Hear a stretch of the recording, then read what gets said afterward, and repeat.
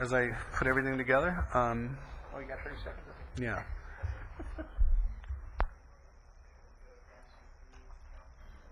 Okay.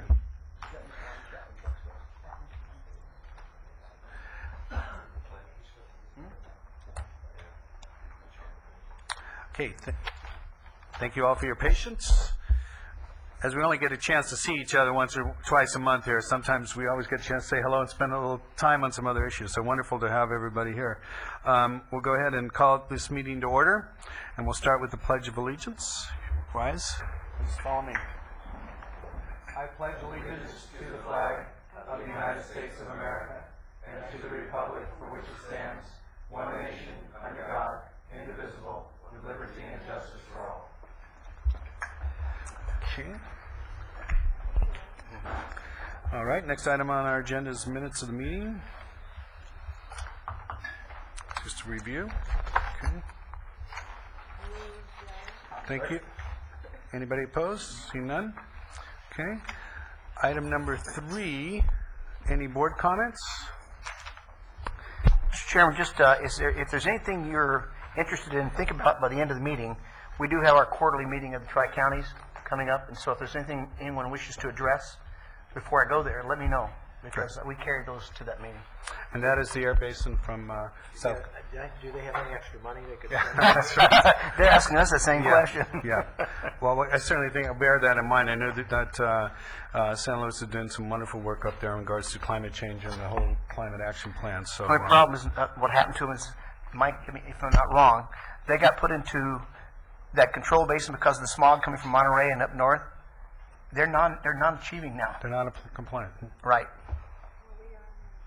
And because there's a little ring, they call it bathtub ring, right, Mike?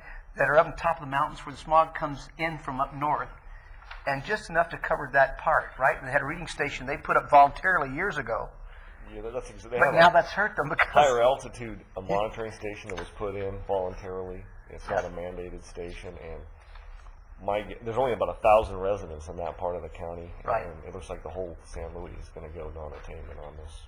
so it makes that county non-attaining because the volunteer station they put up years ago up in the mountains part. That's it. Gee. Well, okay, we appreciate that. Mr. Williams, I see you have a comment card on item 3. This is, if you want to take down your comments, the public comment is under item 18. So if you want to hold your comments to then, that's where it's appropriate to be heard. Okay. I'll move to no closed session. And item 5 is our consent agenda, item 6 and 7. Move the approval. Thank you. Second, thank you. Any opposed? No, motion carries. Thank you. Item 8, public hearing regarding the proposed fiscal year 2009-2010 Air Pollution Control District budget. Mr. Villegas, thank you. Chair Brennan, members of the board, I'm Mike Villegas, Air Pollution Control Officer. I'm sorry. As you're aware, the district's budget has 2 components, the operating budget and the pass-through grant budget, also known as the Special Revenue Fund. My presentation today is going to focus on the operating budget, and this is because the pass-through grant budget does not affect the district's fund balance, as all expenditures are offset by an equivalent revenue.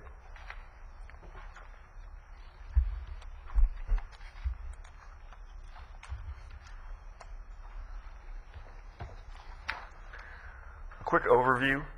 Expenditures are expected to be down by $74,000 from the current fiscal year. Revenues are projected to increase by $239,000. We have 1 increment 2 request, and I'll discuss these items in detail. On the expenditure side, salaries and benefits are down by $160,000 due to staffing changes that occurred during the current fiscal year. And this is 1 Office Systems Coordinator 3 position that was eliminated, and a Tier 1 Supervising Air Quality Specialist retired, replaced by a Tier 2 employee.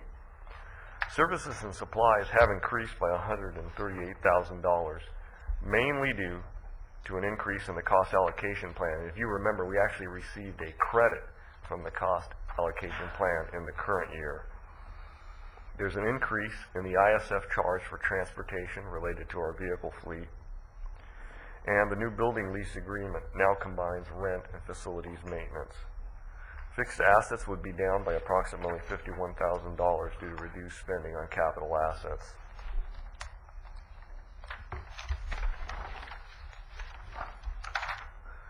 On the revenue side, we're seeing increases, mainly due to projected early payments of renewal fees, the 3.5% renewal fee increase your board approved. And we're also estimating an increase in revenue from agricultural engine renewals, also Rule 47, our source test observation rule. We're expecting revenue to increase there again, as well as our portable equipment registration program.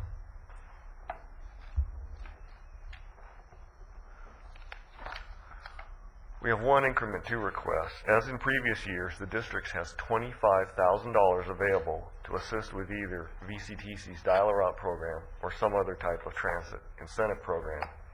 Both options have merit and both aid users and potential users of transit.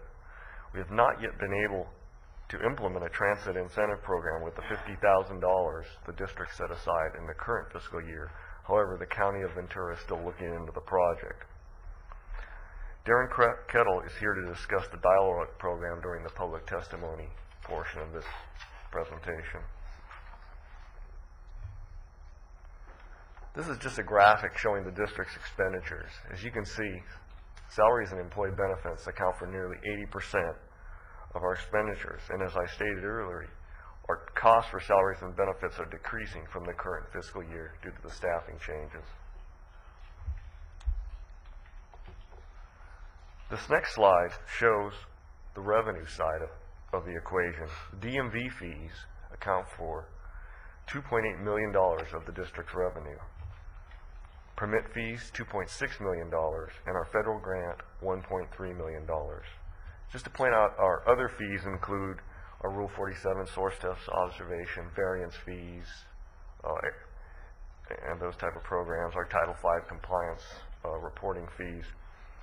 On miscellaneous revenue, that's our interest earnings and our monitoring contracts with other air districts. The bottom line is the district is looking at a net cost of $310,000, but when you exclude contingency, we're looking at a net cost of only $10,000.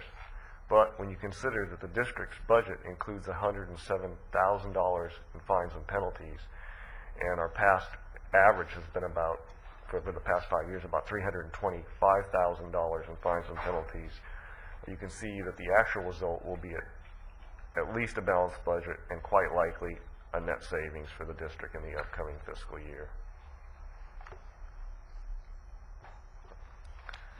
This slide is just a summary of both the operating and the pass-through grants. And the reason the pass-through grant budget is higher than usual is there's carryover expenditures from our school bus program of $3.2 million and the Carl Moyer program at $1.5 million.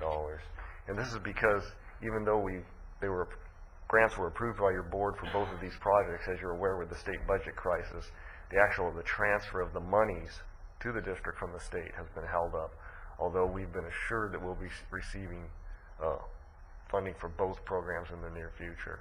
They were able to sell some bonds to get going on the school bus program. In the big picture, the DMV fees definitely cover all costs related to our motor vehicle programs, including planning, inventory, and monitoring. Fees and grants are not quite covering the costs not related to motor vehicles. In essence, our core programs, permitting, planning, compliance, rule development. However, the projection shows that penalties are likely to make up any difference and actually have a net savings. Your board also approved a 3.5% fee increase in April, which received support from the regulated community. They seem quite pleased with the level of service we provide in permitting and the fairness of the district. The federal grant is predicted to be stable. The new administration has proposed rolling a portion, we call the 103 section of the Federal Cleaner Act, is a portion of that grant, and it relates directly to our monitoring program. And right now under the 103 grant, we're given money to run that monitoring program. We do not have to provide local match. The large portion of our federal grant comes under Section 105 of the Federal Clean Air Act, and we're required to provide a minimum of 40% match, which is, when you looked at that slide, the federal grant is only 17% of our budget, so we're providing over 80% match. So this new match requirement's not going to be an issue for us on a district-wide basis, assuming they do roll that 103 grant into the 105.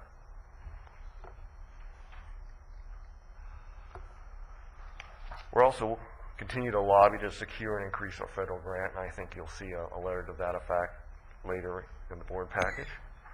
No change yet to state subvention. Luckily, it's only $200,000. We could, assuming the state budget crisis, they come after it, we could survive that hit. And we're keeping a wary eye on that one. We continue to utilize the administrative funds that come with the school bus and the Carl Moyer programs to the maximum extent feasible. While retirement contribution rates are projected to rise significantly over the next 5 years, we believe we can stay in good financial shape with very modest fee increases. And of course, we'll be working to maintain a balanced budget in the following fiscal year, 2010-11.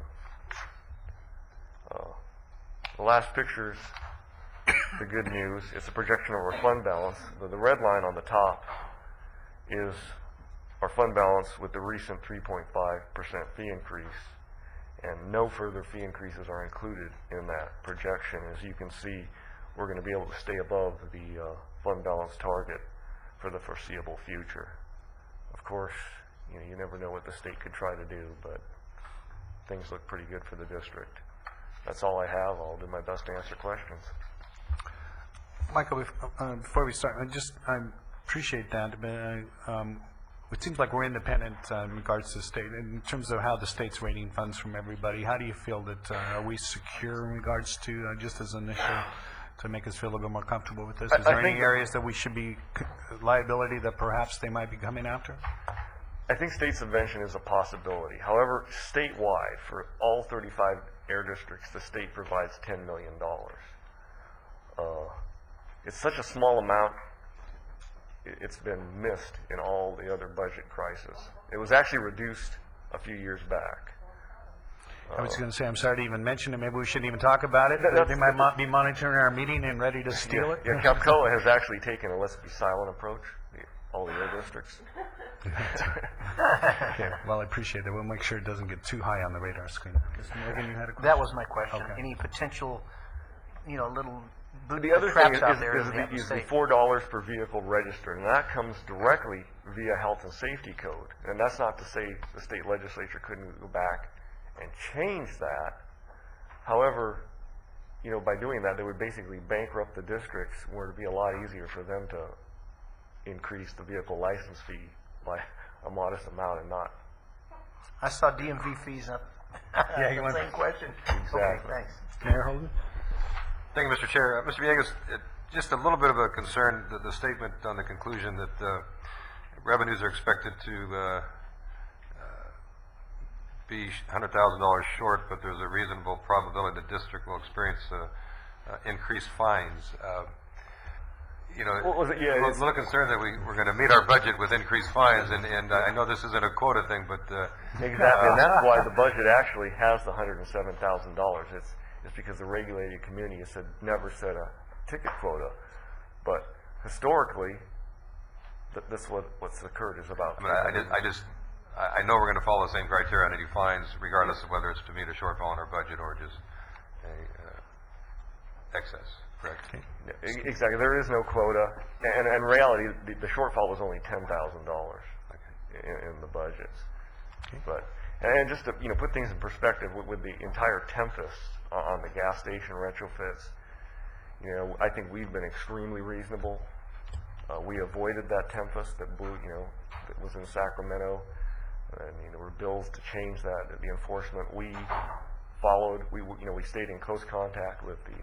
And I appreciate that. I pointed out for the record so that it could be stated that that's. I think one of the things you also heard, it just seems about once a year somebody makes a big mistake, and the fines follow. Mike, one thing I wondered about, because we met that 24-hour attainment thing, and congratulations. and when I heard the fine's going to be high, I went, wait a minute, aren't we meeting our standards and people are doing the right thing more lately?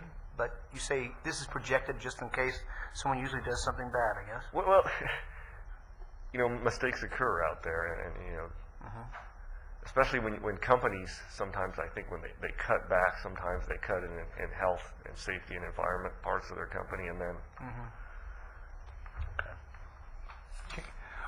Michael, thank you. I think we'll take advantage of having Mr. Kettle here from BCTC. I appreciate in the past, it's not so much that we question the program, we just, like anything, want to know what really, and we appreciate last year we made the commitment, and there were going to be some measurable results and some really taking a look at it. So we appreciate you being here, Darren. My pleasure, Mr. Chair. Again, my name is Darren Kettle. I'm the Executive Director with the Ventura County Transportation Commission. And for those of you that also wear a hat where you sit as a member of the commission, you're aware that our commission adopted a budget last Friday that recognizes, based on a letter I received from your air pollution control officer, not to count on $25,000 worth of funding for the Transit Information Center. We did provide the staff a little bit of a tally of what type of communication we have with the Ventura County public. Most recently, for the purposes of average numbers, we're seeing about 3,500 calls or community contacts per month through our Transit Information Center, 3,500. We had an all-time high in July of last year at over 4,800 community contacts, and coincidentally we were at somewhere around $4 or $4.50 a gallon in gas. And also, not so coincidentally, we are starting to see a rise once again in the number of communication, where we are right at about 3,500 as of the last month, the month of May.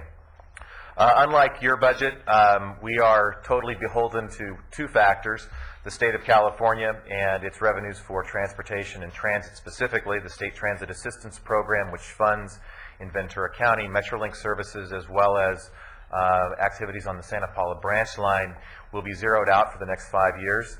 Our other funding source is what's known as the Transportation Development Act, local transportation funds, which is based on a quarter-cent sales tax. You all represent local governments, and you know where your local governments have been with sales tax revenues for this last year. And most recently, we've received news that we're supposed to take our current year allocation of sales tax. Our commission acted on last Friday to recognize about $25.8 million in local transportation fund sales tax. We've been told to take that number and anticipate actually 8% lower for the next fiscal year as recently as this morning. That is the funding source that we are now using. $25,000 does not sound like a lot of money. And that's been the ongoing commitment on the part of VCAPCD. And I'm sure that if this board were to look favorably upon that request once again, I'm sure my commission would be willing to support amending our budget to recognize that revenue stream back into our budget. That notwithstanding, again, it's $25,000 that funds about a $150,000 program for the purposes of that Transit Information Center. So if it doesn't show up, the commission has adopted a budget that doesn't reflect that revenue stream. We would certainly hope that maybe in the future, as things get a little bit tougher, as revenue streams for transit continue to become depleted, and I think recognizing that in the world of climate change, one of the clear elements that we have to address in the foreseeable future is how we shift thinking away from the single occupant vehicle, and in doing that, your revenue stream is a very legitimate source to support transit information, ride sharing, and that type of program in the future. So certainly we can make do, and we will make do, but the request will probably, you might just count on it always coming to your air pollution control officer to make the earnest request on part of the commission. Thank you, Mr. Chairman. I'll be happy to respond to questions if there are any. Well, Darren, thanks again for being here, and we recognize, I think we'll have a couple of questions. I think we recognize $25,000 is really a small piece, and obviously APCD should be in partnership with our Transit Commission in recognizing that we have to go to other sources. But I think big piece of what we were looking for was some real, accountability, and do we know if any of that really transfers into people riding the bus? We had some members up here, and Mike's thinking that maybe we're better off, just giving bus passes to some folks in some different areas so they could ride the bus on a regular basis and know that we'd have a real consistent ridership, at least in that direction. Is that strictly just phone calls? That's not web page hits or anything along that line? No, it's phone calls, email, and we have it broken down by a number of different categories. It includes ride sharing. So it's a combination of issues. We we have over-the-counter contacts as well, because the GoVentura Smart Card is sold out of that office. So it's everything, and we've just now recently started tracking email as well. So we'll have that information. As a side note now, and it's probably a bit of a reach to be able to assign what we've seen in transit ridership, but we have also seen over the course of this period of time a growth in transit ridership throughout the county. Our own Vista services that the commission operates has seen substantial growth on every route. I can't say that we can point right to the Transit Information Center as being the source of it, but having that information center available that's easy to access, I think does make it easier for transit transit users to solicit information. Great, appreciate that. I'll start on this side. Supervisor Parks? It is a bit of a coincidence. I had found through SCAG I believe it was the city of Riverside, has a program where they use funds to provide free transit passes for their employees. And when I looked at, can we do that here, because I didn't know those monies were available, I found out it's that exact source that we have been passing on to VCTC, which I've objected to in the past, just because at that time VCTC had the funds to take care of itself. APCD was in worse financial shape, and I think to an extent that is still the case today when we're looking at potentially $100,000 less in this budget than the revenue that's coming in. So that is a concern.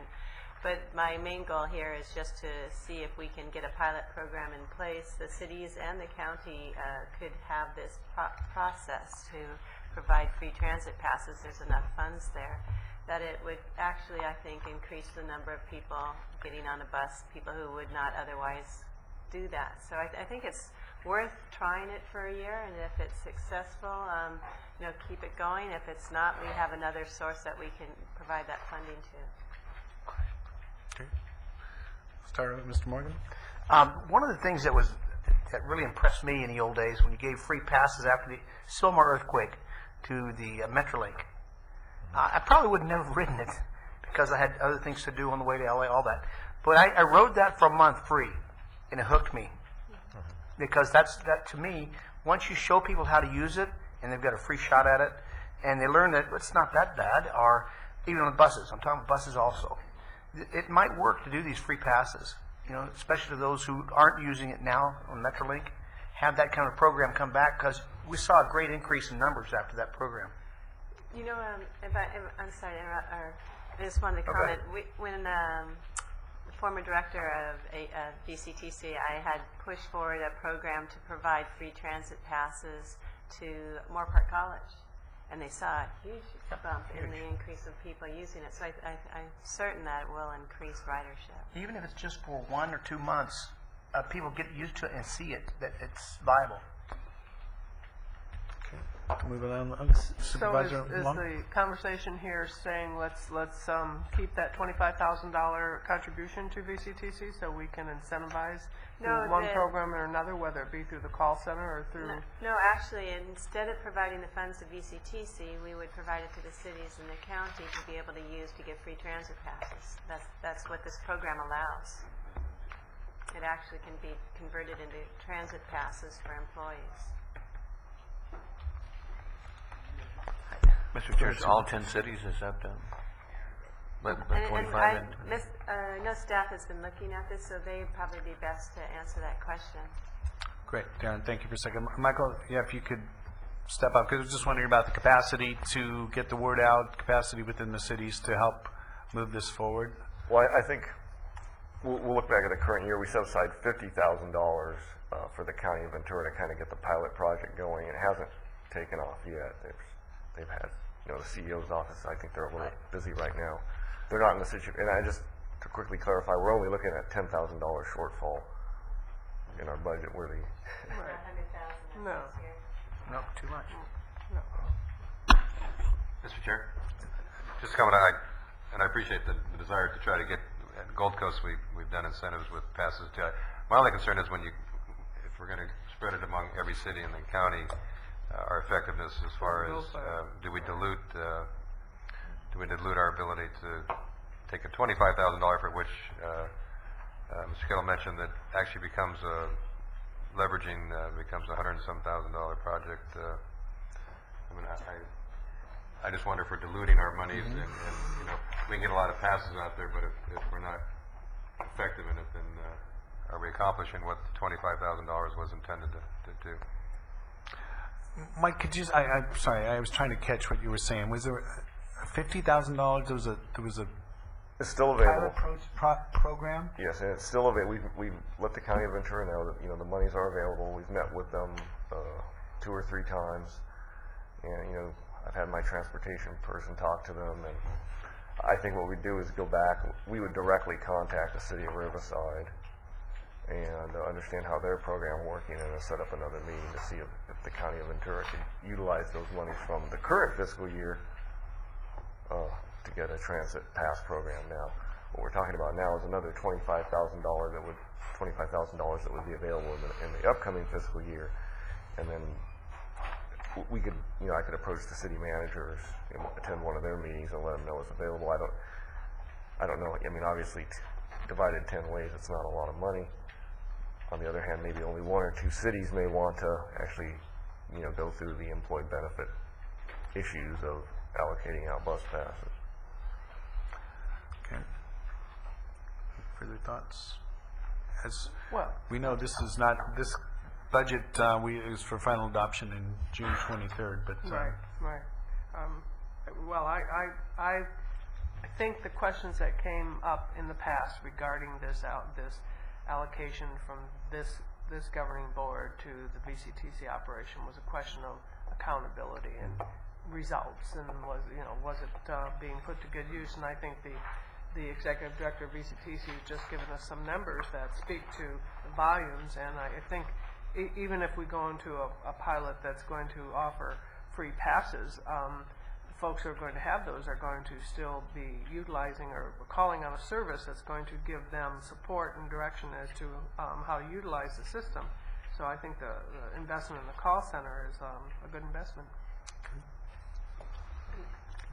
I would just say that the call center will continue without the 25,000, and I don't see it having an impact. okay. Well, I think we can ponder that over the next 2 weeks when it comes I would back just to us. like to comment too that when the budget does come back, I'd like to see second an option to continue the funding to this program.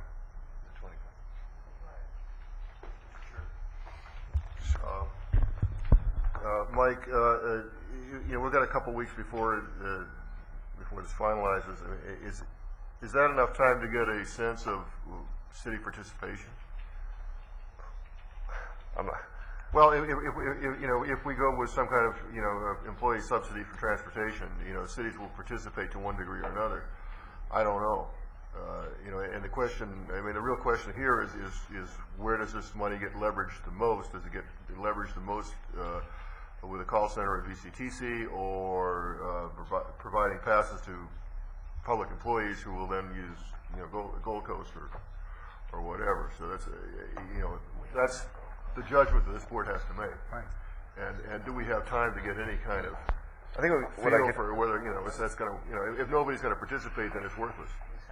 what I could do is I could shoot out an email to the 10 city managers and let them know, there's $25,000. I could attend an upcoming meeting. Would there be any interest in you implementing an employee benefit program that could provide, a limited number of transit passes for some period, kind of on a, And that sort of begs the question: how much flexibility would the cities have with the money that they got? Is it going to just go directly for bus passes?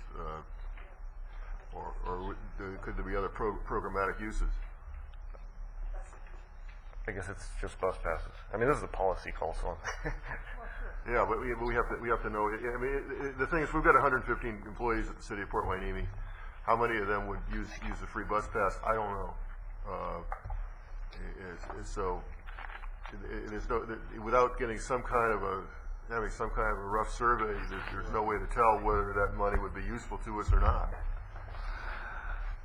Well, we could probably participate in that survey. I certainly am planning to go back and ask our HR department to send out an email to all our employees and ask them realistically if that was available. Would that something they would take advantage of, and try to understand that if there's no capacity in our system for that, then obviously, I won't feel so bad about moving it on. That if they're saying yes, I obviously could, and I'll call the dial-a-ride to find out what my route is now, or direct them, and maybe some information about directing them to goventura.org, so they can figure out their mapping and how they get there. Maybe we could judge it ourselves. So maybe if we took it upon ourselves to do the same thing, and then we come back on the 23rd, at least have an idea. I just note also that, if I don't get a whole lot of response by the 23rd, the budget could be approved with the $25,000 there for either program, and we could, over the summer, flush it out and can make a decision when we come back. I mean, it'd be nice to know, but I don't know that if, we don't have all the information in hand and you're not comfortable. It's another nice part of this program is I think we have an ability to monitor the success of it. Giving out free bus passes is one thing. I'll take one, but I'll never use the bus. That's a problem. But we now have these, what's it, Next Pass? Smart card? Smart card, right. That will allow us to actually see if they're being used and if they're effective. And if they're not being used, we shouldn't be giving them out. So, good opportunity. Okay. Final comments? Just one more. I brought up that Metrolink because there are a lot of workers that go from city to city. Let's say Simi Valley comes to Camarillo to work in industrial areas, or they go to Moore Park to work in industrial areas. Metrolink, those passes that were free for a short time, to let them see what they can do with those, worked. And a lot of people stayed with it. And you're giving, not just inside your state, all of us having to decide whether they can work, because data ride in Camarillo is our main process. I don't think it's going to work. But something like the Metrolink, getting workers from far away, Simi to Camarillo, Oxnard to Thousand Oaks, whatever, not Thousand Oaks, I'm sorry, Metrolink doesn't go there. but the Simi, Moore Park, that corridor, Oxnard, Ventura, all, you might have workers going long distances in cars that would use that program if you told them, we'll give it to you for a couple months or whatever, free passes to see what happens. Metrolink may pick up more. I think the program we were talking about was probably public employees, a little bit, only because it's a little easier to monitor from one spot. I certainly like the idea of, if that works, maybe private sector too, I think certainly should be a benefit from that. But I think at least figuring out, if we do go down that road, take a look at what the ridership is and perhaps how we put it together. But okay, well, I certainly appreciate the discussion on this. Darren, I don't think, hold you in suspense for the 23rd. Keep that budget in pencil so you can put it in. But I appreciate you being here, and certainly either way the vote goes, we appreciate all the work that VCTC is doing to make folks aware of all the different options they have for transit. So, okay, thank you. Okay, that being said, we'll get a chance to, on the 23rd, we'll come back on the budget item. Move to the next item, Mike. Oh, okay, and motion to continue, thank you. Okay, thank you. Moved by Mayor Holden and seconded by Supervisor Parks. Thank you.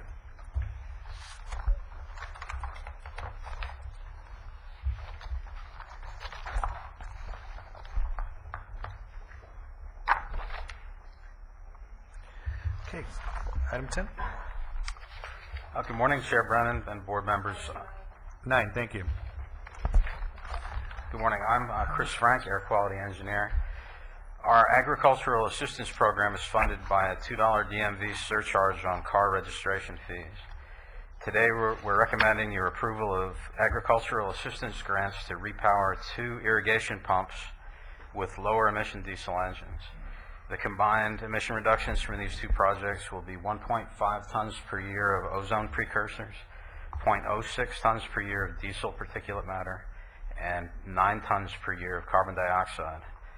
The recommended grant for each pump is $15,389, which is 85% of the total cost which is the maximum allowed under the state guidelines. Your approval would authorize the Air Pollution Control Officer to sign the grants and make administrative changes if necessary. That's all I have. I'd be glad to answer questions. Any questions, Rizzo? Wait a second. All those in favor? Aye. Great, thank you. See no opposed? Thank you, and it's nice to be able to reach out to the agricultural community. I know the standards are getting tougher, and so when we can kind of help them meet those, it's always nice that we can step forward and at least partner with them to help them get 3/4 of the way there, so thank you. Item 10? At your April 14th meeting, your board approved a resolution authorizing the district to participate in the Carl Moyer Program's heavy-duty truck voucher incentive program. The program provides grants up to $35,000 for truckers to replace their 1993 or older high-polluting diesel trucks with lower-emission trucks. The $715,000 of grant funding reserves for 2009 could fund about 20 new trucks. Your board directed us to report back today with an outreach plan to promote the program. Our plan has 5 components. First, we'll post an announcement on our website. Second, we're now working with Gibbs International and Big T's Freightliner to seek out eligible truckers. Third, the California Air Resources Board has established a toll-free hotline and is developing a website for the program.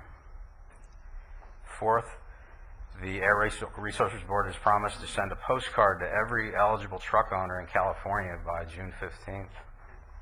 And finally, the Ventura Dump Truck Association and the California Trucking Association have agreed to notify their members of our program. So we expect to receive funding for the program and begin accepting applications in July. That's all I have. Question? Do cities qualify, because a lot of diesel gets replaced in different cities every year. Diesel motors get replaced. Do cities qualify to solicit a bid or whatever? An application? It's only for small fleets, 3 and fewer trucks. Pardon me? Small fleets are the only people that are eligible. You have to have, an entity has to have 3 or fewer trucks to be eligible under the state guidelines. Yeah, and this came back to us to hear a program on the outreach, and so we appreciate, it certainly seems like this should cover some of the basics. Obviously, the dealerships, working with them, I think, is a great, they know who's out there, obviously, that's probably looking at their maintenance records, who could probably benefit from having some new trucks. If any of us know anybody too, we can certainly let them know that this is coming available. Mr. Chair, just one quick question. In our program, we'll target those trucks in our basin, in our county. Part of the guidelines state that we must accept anyone who applies through a participating dealer in Ventura County. They can come from anywhere in the state. And that was a required element of the program. From the state? And we just didn't have any say in that. Oh, that's a shame. Yeah, we don't expect that to happen, and we're trying to kind of encourage it to go the other way. Great. Okay, pleasure of the board. Second. Okay, tie goes to the runner, Supervisor Bennett. Any opposition? Seeing none, item carries. Thank you. Mike, item 11. New Source Review is our program to mitigate emission increases from new and modified stationary sources. The program requires new and modified sources to install best available control technology. In addition, larger facilities are required to provide emission reduction credits to offset any emission increases. Attached to the board letter is the annual report for calendar year 2008 on the equivalency demonstration program established by our Rule 2611. The purpose of this equivalency demonstration was to provide a small element of regulatory relief to the regulated community. And what we've shown is that on a whole, our New Source Review program is equivalent and actually has been more effective than the requirements of the federal program. District rules require emission reduction credits to be surplus to all requirements at the time they're banked. However, EPA's policy requires emission reduction credits to be surplus from all requirements at the time they're used. And when you think about the EPA policy, it means you're never certain of the balance of credits in the bank because you really don't know what their value will be until the date they're pulled out. And this has been a long-standing battle between EPA and the California districts. As long as a district demonstrates equivalency, new major sources and major modifications remain exempt from the federal requirement to use ERCs that are surplus at the time of use. The report concludes for calendar year 2008, the district has again demonstrated equivalency. And that's all I have. I'll be happy to take questions. Board comments, questions? Move to receive and file. Okay. Any opposition? Seeing none? Okay, move on.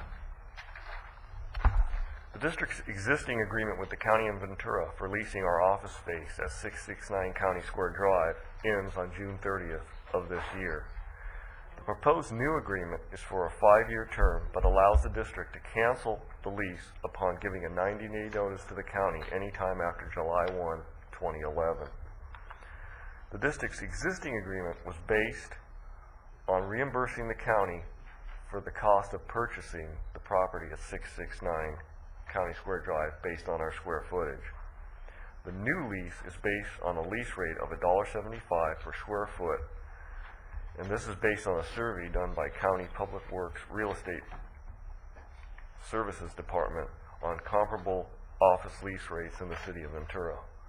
While the rate increase represents an increase over the existing rent, the fiscal impact is minimal because it also includes our maintenance, security, and janitorial services.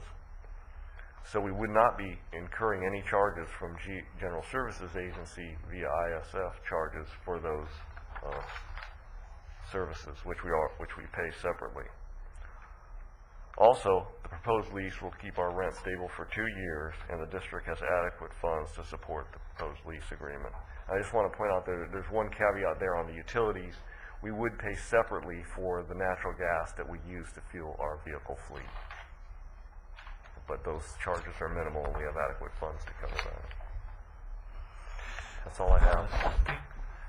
Yes, Supervisor Floyd, go ahead. Thank you. Did you go out, your district itself, and go out and see what the lease rates were? We took a look at some other properties. What'd you find? I mean, 20,000 square foot is a big lease right now on somebody who's a good payer, so Yeah. what did you find out there in rates? Well, the first thing I thought was, gee, they're doing all those tilt-ups in North Oxnard, and I remember Supervisor Parks said you can move east, but you can't move west. And actually, they were actually higher. They were. The one area where I think we could potentially, perhaps even purchase a building, would be kind of in that McGrath area. But a lot of, we found a couple properties, but they actually weren't large enough for us. Okay. I just want to make sure we're doing it because I've just been a little, and the idea there's a 3% here. You go to most people leasing 20%, 20,000 or 21,000 square feet. They're going to give you 5 years with no increases. They're probably going to give you a bunch of free rent. They're doing everything they can right now. And I don't want you're a separate agency. I know it all comes to us, the county, but you've got to protect the taxpayer and do the best. You're already struggling on a budget. I just hate the idea that this would be something like that. I'm not saying anything against the people doing the leases. I just think there's some real opportunity if you're willing to. Yeah, it's something and that's one of the things that we inserted was that 2-year we can opt out because we wanted that option. When you look at the district's budget right now, we're doubled our fund balance target. We're in darn good shape. We got a potential net cost, if you don't consider fine revenue of $10,000, which in essence, when you look at a $7.8 million budget, is basically balanced. With fines, we'll probably show a net savings even in the upcoming year. But I think the reason we're there is, we reduced 17% of staff, and it's been extremely painful. But right now, what's going on around us, my staff is pretty darn happy in the situation we're in.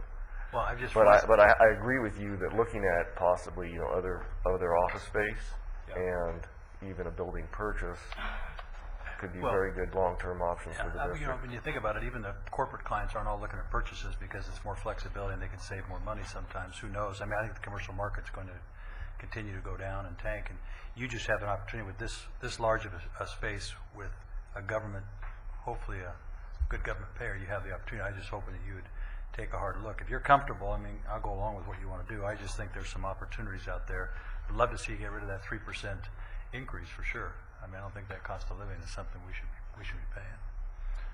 Well, if I may, Supervisor Foy, great questions. I just want one quick question to attach to that. And obviously, the bonus here is we're getting thrown, well, they're picking up the utilities. Do you have any idea what our utilities cost? I mean, does it come close to, is it minimal? Is that just kind of a give back?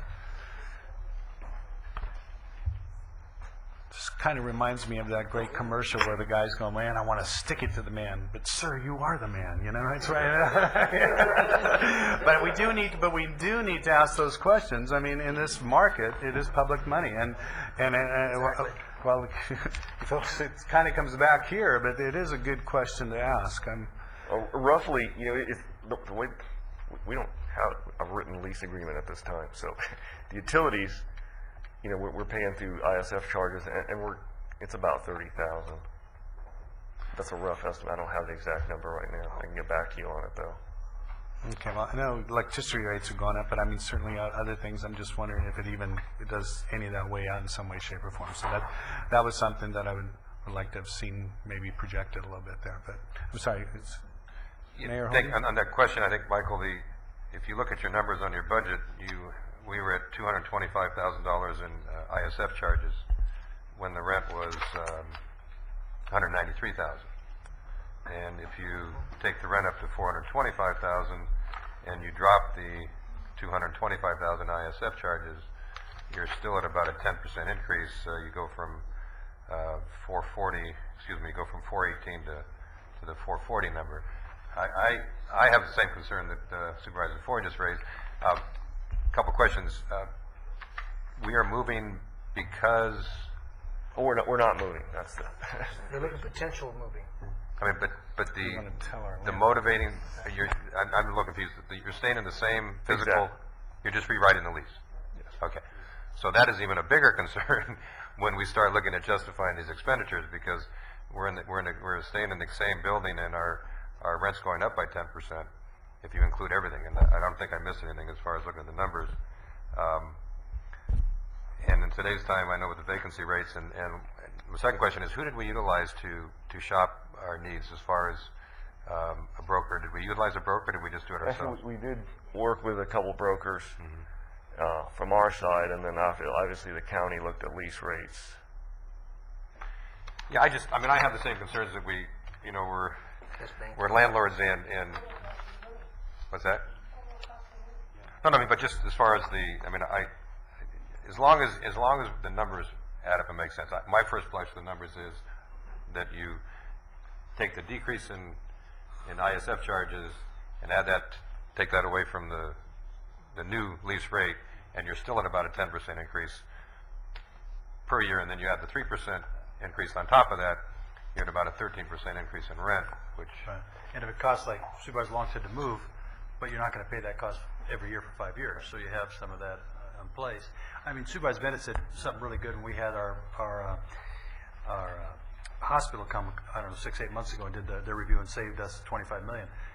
It wasn't all of a sudden we can use someplace else. We can just continue to provide the services we were providing, and that's what we have to be careful of, is that at some point our costs get so high we can't continue to provide services. We got to look for every nickel and dime and penny, and here's an opportunity to do that.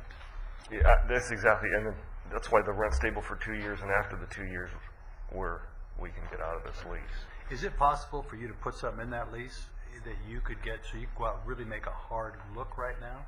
And, I mean, really say we've told our other landlord that we're only on here for a month and go look and see if there is some, because I have no problem if you can come back. I mean, 10%, you probably get to that point where 3 or 4 or 5% you say it's probably worth us staying, but when you get 10% like you're talking about, and what's that going to be over the next 5 years?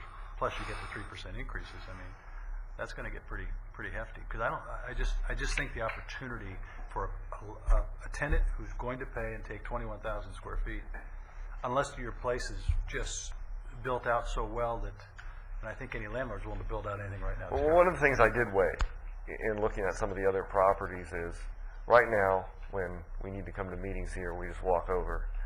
Once, I move to North Oxnard or another part of Ventura, we're always going to be driving here, and people are going to start, when they're going to start claiming the mileage, and there's time costs, and then the move costs. You know, we have a lab. The one thing that's difficult for us is we built a lab at this location. And getting a lab, you know, it's not straight office space. I mean, if we were looking at straight office space, I think we probably would have moved. You know, we've built in our natural gas fueling infrastructure, and, you know, after 2 years, one thing that you saw that increase in the transportation charges, that's because the vehicle replacement life is being shortened in the county of Ventura. We're going to be, those CNG vehicles are going to be going away in the next couple of years. And we'll probably be switching to, you know, gasoline hybrids, which are a lot easier to move as a fleet than something where I had to put in infrastructure. So. Mike, I agree with you in some respects, because I thought of that about the people a few of you, having a chance to walk over here. But then also, on the other hand, if you look at the other side of it, how many of your people have to go out all over the county and look at different meters and things of that nature, which is the further vast distance from majority. here than it would be maybe somewhere else. I'm just saying that. Yeah, exactly. But I think wherever we move, I mean, our inspectors, our techs are going to be Right. driving a lot. The other thing too is you might be able to have some leverage with your what do you call it, landlord. If you say we might be going somewhere else, then maybe they'll reduce it a little bit.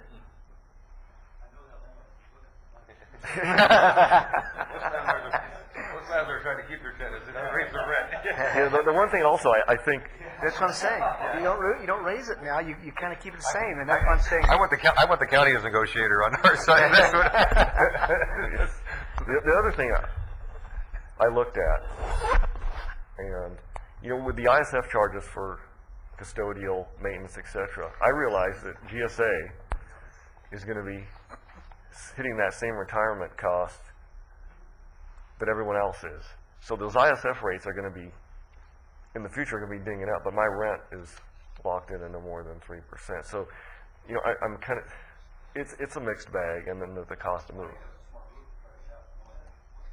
Yeah, because I knew that my custodial costs are, they're pretty high as it is now, and they're only going to get higher. And locking those in, and building maintenance, along with security, and we do have some security issues at that building, so. Well, Michael, I appreciate all the due diligence that's gone into this ahead of time, and the questions here from the board. I mean, there is some reality of, you know, where we are and how we react to that. And I know that we all said that, you know, we wish it could be less or whatever, but in terms of postponing this agreement for 30 to 60 days to go back and talk to the landlord about perhaps Reduction? yeah, or just maybe looking at maybe 3%, maybe the lease is only, that's suspended for a couple of years in there. Is there any option to do that?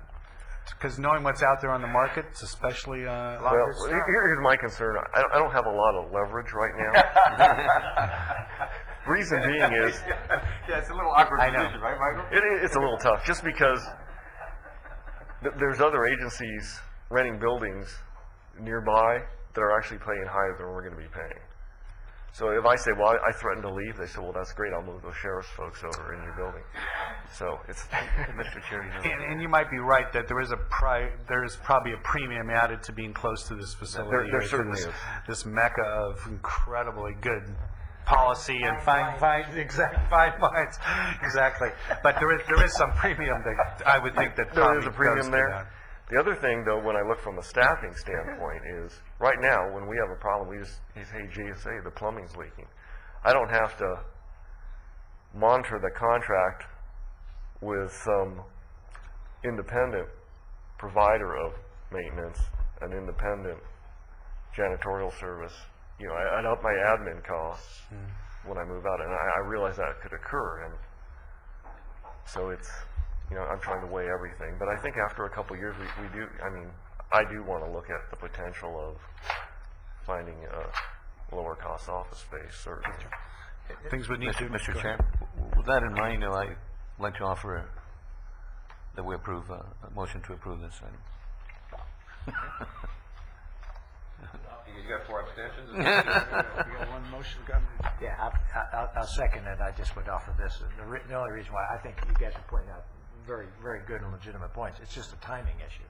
He's, timing you know, issue. it's you know, but if hearing this conversation, he knows we're serious, and 2 years from now, you know, but I'd much rather have somebody come and say, hey, this is what I can get over here, this is what I can get over here, this is what I'm gonna do. We're not in that situation right now, so It's a proximity. 2 years and come back with that due diligence, and that's where I'd go with it. But very legitimate points made. Got a motion, and it wasn't a second, so I'll second. Comment, second comment. There's one place we haven't looked. How do you say it? EDCBC has a lot of stats on what rents are running for everywhere. That's one of the areas, or even chambers of commerce knows what their average. I can go to City Hall right now and get you the average rates going right now. So anyway, for us to, I'm going to go along with this too. Timing is an issue, but I think in 2 years, if this comes back, we need to really look at that and say, hey, enough is enough. And so, Mike, maybe just as a heads up, next 6 months ahead of whatever you think is appropriate, bring it to perhaps the standing committee so we can, maybe a great standing committee issue that could be kind of worked through a massage before it gets to this board. But all those questions to... Yeah, I just, Mr. Chair, I would add the comments if I'm going to support the item that we utilize a broker. I mean, those brokers make a percentage on leases too, so this type of lease of $500,000 a year, and in today's market, that we continue to look and see what our options are in regards to lease. I mean, 2 years. We're in a 2-year lease now. So it's a 5-year lease, but we can opt out in 2 years. In 2 years, okay. So in the next 6 months to a year, we look and see. I think you want to take advantage. If you're going to make a move, you take advantage of the down market, and now's the time to do that. So I think in another 2 years, if you start to look for space, you're going to basically be locked into the same situation you're in now. And it may be that this is the best place to be. I just think as far as look at the options. And for the vote, I would only mention that when I sat on the VRSD board, we looked at this pretty closely about perhaps buying a building where we could move APCD and a few other people there and partner with that. And we went out and looked and did due diligence, and of course it was top of the market then. So, to members that sit on VRSD, maybe it's something that wants to, over the next 2 years, partner and put APCD together. Mr. Sharkey. Well, Mr. Chair, there are a number of agencies, VCTC, VRSD, APCD, we're all renting space around here. And if we talk about the leverage of 20,000 square feet, if the three of us are working together, I don't know, there may be some others too, that we could all partner with, then that creates an even greater leverage, and maybe, it may be a time to buy, I don't know. But as we look ahead over the next couple of years, as for our plans, it may be, it'd be worthwhile to maintain a dialogue, and I'm sure you have been with the other agencies as well, for their needs, and see if we kind of all get together, and if we all got together, we could, maybe buy a facility that would be suitable for all of us. I think there's a way to leverage some savings here. There hasn't been in the past. I mean, I know VRSD has had a very good lease rate despite the market conditions and as you said before, when we were looking before, the market was at its high. The market's pretty low right now. Maybe there's something we could all move on if we all decide to do that. It's certainly something to consider, I think, in this market. Obviously, we're dealing with taxpayer dollars, and I would only say probably, just hearing you speak, Mayor Sharkey, perhaps that's how the county got into the landlord business originally, was saying, hey, we need to buy some of these buildings, and maybe that's how it works, so maybe we're able to kind of work off that same model, but it's something to consider, and I certainly appreciate this discussion, I think, and the taxpayers do. I think we're trying to find the best deal for the taxpayers, and in one instance, we're trying to save here, and then we're kind of taking it out of the other pocket over here, but at least we're asking and legitimately looking at those questions, so I appreciate it. Anybody? Yeah, just for the record, I know we joke about, we're on both sides here, but given the size of our budget, I'm not considering what the impacts are on the county. I mean, we're serving an air pollution control district. It's money going out that you're concerned with, because quite frankly, like Mike said, we could probably rent this building for more to somebody else. So I don't know, but I just want to make sure on the record, it doesn't matter from a county standpoint here. That's not making this decision. I think that's a motion to reduce it by 10%. All right. It doesn't matter. Well, this has been a really good discussion, and Michael, thank you for bearing with us on it. And anybody opposed to the motion? See none, thank you. Unanimously. We'll move on to the next item. The Political Reform Act of 1974 requires every local government agency to review the Conflict of Interest Code biennially to determine if any amendments are necessary.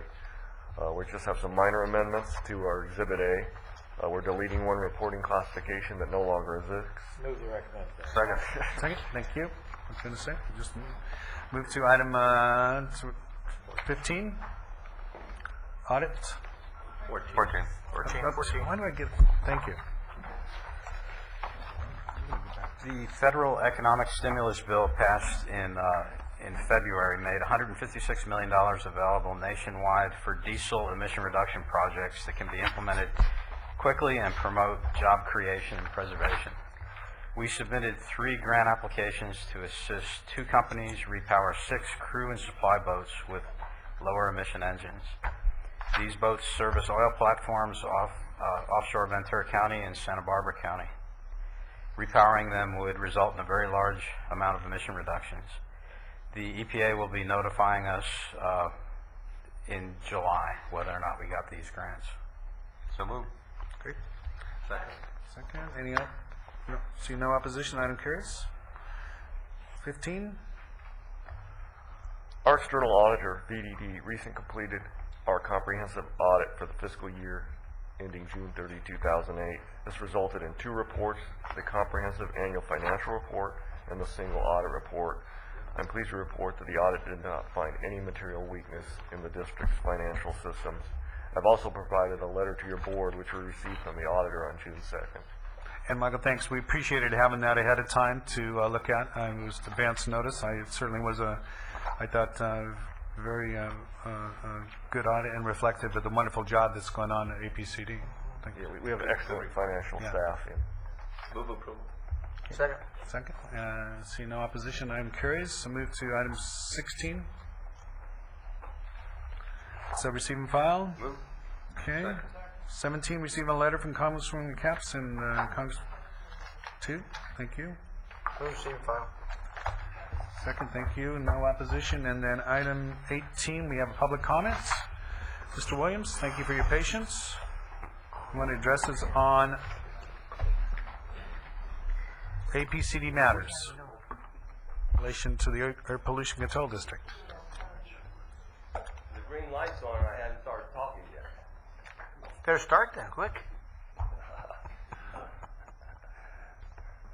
Geraldine Williams, I verified with your counsel that this is still under the Brown Act.